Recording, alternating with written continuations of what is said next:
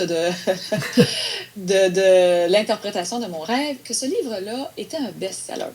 Oui. Et là, l'éditrice me dit, mais voyons, Brigitte, est-ce que tu sais de quoi tu parles? Oui, je sais de quoi je parle, tu sais. Et je lui raconte pas mon rêve. Il y a des gens qui n'ont pas l'ouverture à ça. Moi, j'étais confiante en ce que j'avais fait, tout simplement. Et elle me rappelle un mois plus tard pour me dire, tu sais, Brigitte, ton livre, il passe pas. Nous, Oh, ici, là, on l'aime pas du tout. Pendant 1 heure de temps, elle s'est, je vais dire ce que moi j'ai vécu, là, elle s'est acharnée à détruire mon manuscrit. oh, Je, là. je pleurais, j'avais la bouche ouverte, mon copain était près de moi, puis il se demandait ce qui se passait, il pensait que quelqu'un était décédé dans ma famille, puis moi j'étais là, non, non, non, dérange-moi pas, je veux pas manquer un mot de ce qu'elle avait à me dire au téléphone. Et finalement, je raccroche, puis là, je raconte ça en pleurant à mon copain à l'époque. Écoute, ce livre-là est pas bon, puis j'ai mis beaucoup de temps, je comprends pas. Puis... Et lui, il me rappelle mon rêve. Il me dit, écoute, t'as pas rêvé que c'était un best-seller? Je dis, ah, c'est vrai, t'as raison. J'ai décidé d'aller de m'auto-publier. Alors, le livre a vu le jour, quand même, en septembre 2006, au même moment où il devait voir le jour par la maison d'édition. Et à compte d'auteur, un best-seller, il faut en vendre 300. Moi, pendant 3 ans, j'en ai vendu 1000 par année. 3000 livres. Et tellement bon vendeur qu'une autre maison d'édition est venue me chercher. Alors, j'ai été très contente d'avoir suivi le message de mon rêve qui me disait, ce livre-là, il est très bon tel quel. Au lieu d'écouter ce que l'éditrice, qui était très connaissante, c'était pas le premier Oui, livre qu'elle oui, publiait, bien sûr. au lieu d'écouter ce qu'elle avait à me dire. C'est ça la créativité. C'est d'aller puiser dans nos rêves ce qui nous appartient par rapport à notre propre potentiel et d'agir en conséquence d'eux. Mais il faut développer un lien de confiance avec nos rêves. J'aurais pas fait ça la première année. Oui, mais alors, est-ce que, justement, puisque moi je fais beaucoup d'intuition, je donne des exercices sur l'intuition, et le gros problème, précisément, c'est le décodage, hein, l'interprétation. Alors, est-ce que vous pouvez nous donner des trucs pour... Oui, Parce que peut-être que quelqu'un aurait donné une interprétation totalement différente, peut-être il aurait dit, bah, il n'y a plus que 2 personnes, bah, peut-être qu'il ne sera lu que par 2 personnes. Enfin, je sais pas, moi je dis ça, je vais dans la catastrophe, quoi. Alors, alors le point le plus important, c'est le sentiment final. Donc, dans mon rêve, mon sentiment final était extrêmement positif. J'étais impressionnée. J'étais émerveillée de voir qu'il y avait autant de monde pour un groupe qui n'était pas connu. Et quand on fait une demande à notre inconscient, qu'on fait un postulat, même si on n'arrive pas à décoder le rêve, si on n'a que le sentiment final dans le rêve, là, la dernière scène du rêve, comment je me sens, et que le sentiment final est hautement positif, ben la demande, la réponse, elle est hautement positive. oui, c'est ça, donc Déjà, c'est... j'ai un point repère, OK? Oui. Alors, la personne qui fait ce même rêve-là, mais qui, parce que le rêve appartient à chacun, qui dit, écoute, déception totale, il ne restait que 2 places, j'étais tellement déçue, moi qui voulais inviter des amis, on n'avait plus de place. Alors, elle, son sentiment était très négatif. Donc, ce qu'elle pourrait comprendre, c'est que par rapport à sa demande, la réponse, elle est hautement négative. Même si elle n'a pas compris le rêve, elle a déjà une piste. Ce qu'elle ne sait pas, par contre, c'est sur quoi travailler si elle ne décode pas son rêve. Oui. Entre autres, par exemple. Ensuite, il y a l'action.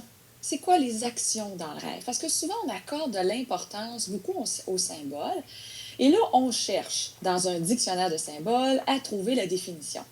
Quand même que j'aurais su quel groupe c'était dans mon rêve, OK? C'était Simple Plan. J'invente un nom là, qui me vient en tête. Là. Puis là, mais je cherche dans le dictionnaire de symboles, mais ce groupe-là n'existe pas. Regarde, c'est quoi l'action? Tu te rends, tu poses un geste, tu vas jusqu'à. Alors, c'est sûr que moi, ça me disait, ose, Brigitte, sois audacieuse. Oui. Fais des gestes, même si tu penses qu'il n'y aura pas grand monde, même si tu penses que ce ne sera pas un succès, ose. Oh. Rends-toi. Alors, peu importe le groupe qui était là, c'était pas important. C'est l'action que je posais dans le rêve qui comptait. Donc, si on tient compte des actions, je fais quoi? Et comment je me sens? Bien, déjà, on a des pistes qui peuvent nous aider à nous dire, est-ce que les conséquences, si je choisis ce postulat-là, est-ce que c'est Oui. positif pour moi ou pas? Donc, finalement, vous avez eu votre best-seller. Oui! C'était Oui! quel livre? C'était quel livre? C'est Comment aider mon enfant à dormir. Ah, comment aider mon enfant à dormir. Alors ça, on en parlera la prochaine fois, si vous êtes Oui, d'accord.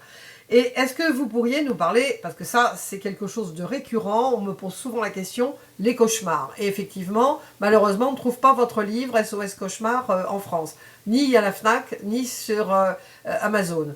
Alors, Je vais vous expliquer pourquoi. C'est que ce livre-là a été publié en 2005 et Rêve et créativité a été publié en 2003. Et jusqu'à le mois dernier, Rêve et créativité était disponible, mais il ne sera plus à compter mon Dieu, du mois d'octobre. Là, c'est passé. Là, il n'est plus disponible dans aucune librairie. Cependant, il est disponible par le site Internet. SOS Cauchemar, depuis l'année passée, je pense, c'est ça, depuis 1 an, il n'est plus disponible en librairie. Alors, c'est des livres, hein, la durée de vie des livres, malheureusement, chez un libraire, chez une maison d'édition. En librairie, parfois, la durée de vie, c'est 6 mois à 1 an. Moi, j'ai eu la chance que mes livres soient disponibles de 5 à 10 ans en librairie. Donc maintenant, on ne les retrouve plus, mais ils sont encore disponibles sur mon site Internet. donc on peut les acheter, on peut les acheter chez vous, à travers vous. À travers moi, on peut les Ok. acheter. C'est sûr que, bon, si on les envoie en Europe, les frais d'envoi sont un petit peu plus chers, mais on a l'occasion d'avoir le livre quand Oui, même. voilà. Et ce que j'ai le goût de faire, là, j'aimerais ça faire tirer... Ah, on peut pas, vous n'êtes pas à la radio, on peut pas faire tirer de livre là, par le biais d'une entrevue écrite, hein? Non, non, OK. non. Alors, Mais on les commandera, on les commandera. Bon, à la limite, mais ça me ferait un plaisir de vous les offrir. Oh, ben, Alors, vous êtes trop gentil, oui. alors si vous les voulez, les deux, là, Rêve et créativité. Je l'ai, le rêve et créativité, je l'ai. OK. Je l'ai acheté il y a 2 ans. Alors, vous Bon, voyez. OK, Mais c'est l'autre, ça. non. Il y en avait encore. Alors, pour les cauchemars, dans le fond, ce que ça nous indique, quand on fait un mauvais rêve, c'est qu'il y a quelque chose dans notre vie qu'on devrait changer, qu'on devrait agir et qu'on n'a pas conscience. De quoi s'agit-il? Alors, il faut arriver à comprendre à ce moment-là le message du rêve pour pouvoir passer à l'action et ces rêves-là vont disparaître comme par enchantement. Et parfois, même inconsciemment, on peut poser des gestes qui vont faire en sorte que l'inconscient va dire, regarde, c'est inconsciemment qu'elle a posé des gestes, mais elle a fait ce qu'il fallait et le rêve va disparaître. Moi, mon thème de cauchemar le plus fréquent a été la mort. Alors, du moment où j'ai accepté que j'étais plus que qu'est-ce que je faisais, mais c'était insécurisant pour moi. J'ai laissé un emploi, je retourne aux études, je me suis même séparée. Alors, c'est des grosses décisions, là. Et j'avais tout dans la vie, là. J'étais une femme mariée à un homme extraordinaire, j'avais un enfant, j'avais une maison, j'avais une voiture, j'avais un travail, j'étais fonctionnaire. On sait à combien c'est important d'avoir un travail avec une sécurité, Tout à fait, mais oui. j'étais pas mariée à la bonne personne. Puis c'était un homme extraordinaire, là, mais ma relation de couple fonctionnait pas. J'étais parent et j'étais pas fière de la mère que j'étais.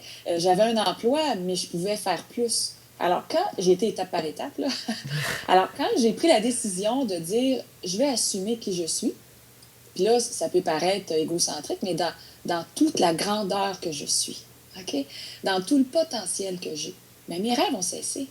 Vos cauchemars, Aujourd'hui, oui, là, c'est ça. Vos cauchemars ont oui, cessé. Vous n'avez merci, plus les rêvé de cauchemars, pas les mort. rêves. Vous n'avez plus rêvé de mort, alors. Non. Plus rêver de mort, OK? Jusqu'à une prochaine étape. Alors, à un moment donné, ma fille est devenue une jeune adolescente et il était temps de lui laisser vivre sa vie à elle. Ben, j'ai rêvé qu'elle mourrait dans mes rêves. Ah oui, Dire, d'accord. regarde, cet enfant-là n'existe plus. C'est maintenant une jeune femme. Il va falloir que tu changes. Et moi-même, je suis morte à nouveau dans un rêve où le père de ma fille, alors que je vivais plus avec, m'injecte un remède qui va faire que je vais mourir dans les 30 minutes qui suivent. Puis dans ma tête, je me dis, ah, j'ai oublié d'informer ma mère. Alors, dans ce rêve-là, je comprends bien que la mère en moi disparaît, elle n'a plus sa place. Elle fait place à une relation d'amitié. Ma fille a 21 ans maintenant. À une relation d'amitié, une relation différente, là. Alors, ces rêves-là de mort m'accompagnent encore. La symbolique est toujours là. Du moment où je n'ai pas saisi qu'il y a un changement majeur qui est en place et que je devrais lâcher prise, dans mon cas à moi, là, personnellement. Alors, quand une personne fait un cauchemar, puis un cauchemar, c'est quoi, là? C'est un rêve d'une forte intensité qui va réveiller le dormeur parce qu'il est sûr qu'il va soit mourir ou il va soit y arriver quelque chose de très, très grave parce que le cerveau ne fait pas de différence entre le rêve et la réalité. Donc, vous avez un beau petit minou qui vient d'apparaître? Donc, quand on fait un cauchemar, on vit intensément les mêmes émotions. Là, on se réveille, le cœur nous débat, on est en sueur, on peut pleurer. Pour nous, c'était réel ce qui se produisait là. Donc, il faut trouver, si on tient un journal de rêve et qu'on note nos événements de jour quotidiennement ou à peu près, on va arriver à faire le lien. qu'est-ce qui se passe dans ma vie maintenant qui fait que je rêve à telle chose avec telle émotion? Et on va finir par trouver notre piste. Je remercie mes cauchemars. Sans eux, je ne serais pas la femme épanouie que je suis aujourd'hui. C'est pas peu dire, là. Oui. C'est formidable parce que les gens ont tellement peur. Moi, j'entends souvent, oui, mais j'ai rêvé que ma mère mourrait, que mon père mourrait, que moi j'étais assassinée. Bon, j'ai quand même beaucoup lu sur les rêves et je suis passionnée par les rêves, bien sûr. Je les écoute aussi. Et c'est tout ce que vous dites, vraiment, c'est formidable parce que ça va vraiment déculpabiliser déjà pas mal de gens parce qu'ils se disent mon Dieu, parce que parfois on tue des gens aussi, parfois on tue des gens, alors là c'est hautement culpabilisant et en réalité effectivement tout ça ça n'est que pour changer, se transformer. Ce sont des morts symboliques, mais c'est pas toujours plaisant hein, d'avoir un rêve où on trucide ses enfants, où on trucide. Bon, ce sont des morts symboliques, mais faut-il encore avoir le recul suffisant pour pouvoir se dire que ce sont des morts symboliques.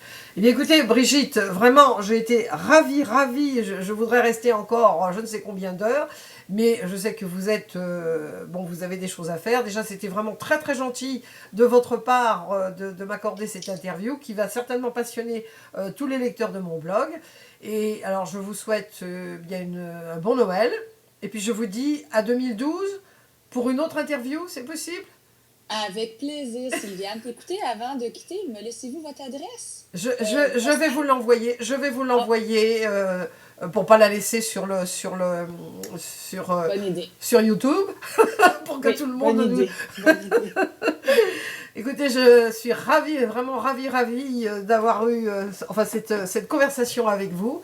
Et puis en vous souhaitant encore un bon Noël. De nouveau en 2012 pour justement, alors là, à ce moment-là, parler des rêves et des enfants parce que je sais qu'il y a beaucoup de mamans hein, qui sont très intéressées parce que les enfants ont des cauchemars ou on ne sait pas toujours bien gérer. Hein. Bon, moi j'ai eu une fille qui était somnambule.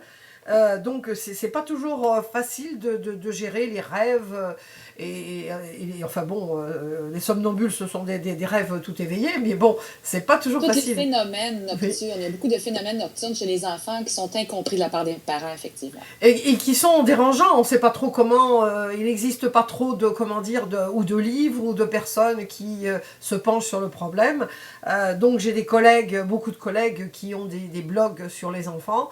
Et donc, je serais ravie de pouvoir leur apporter votre témoignage.